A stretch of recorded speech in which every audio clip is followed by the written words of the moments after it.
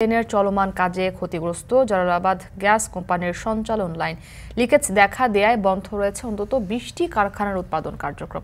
এ বিষয়ে আরো জানাতে যুক্ত হয়েছেন কাজল সরকার। কাজল, সঞ্চালন লাইন সংস্কারে কোনো উদ্যোগ নেওয়া হয়েছে কিনা জানাবেন, সেই সঙ্গে উৎপাদন বন্ধ থাকায় কারখানাগুলোর কি পরিমাণ ক্ষতির সম্মুখীন হচ্ছে? মুক্তি, আজকে সকাল 11টার দিকে ঢাকা সিলেট মহাসড়কের যে হবিগঞ্জের শাহপুর এলাকা, এখানে মহাসড়কের যে 6 লেনের কাজ চলছে, এই 6 লেনের কাজ চলাকালীন সময়ে জালালাবাদ গ্যাসের যে সরবরাহ লাইন, সেটি আসলে পাইপের বেশ কিছু অংশ ক্ষতিগ্রস্ত হয় এবং এই ক্ষতিগ্রস্ত হওয়ার ফলে কিন্তু গ্যাস সংযোগ বন্ধ করে দিতে বাধ্য হয় যে সরবরাহকারী প্রতিষ্ঠান জালালাবাদ।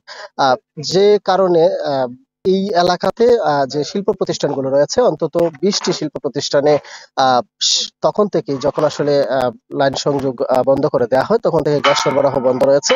ফলে এই প্রতিষ্ঠানগুলোতে যে উৎপাদন, সেটি বন্ধ হয়ে যায়।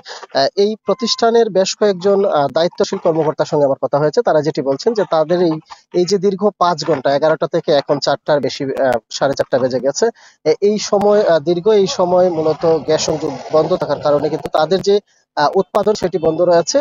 ফলে কিন্তু তাদেরকে লোকসান গুনতে হবে।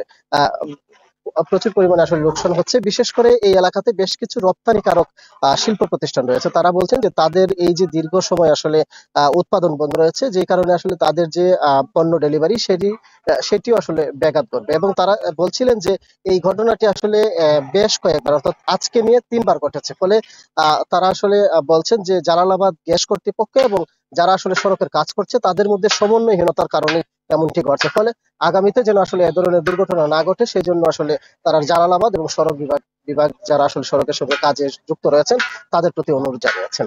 মুক্তি। হবিগঞ্জের শাহপুর থেকে যুক্ত ছিলেন কাজল সরকার।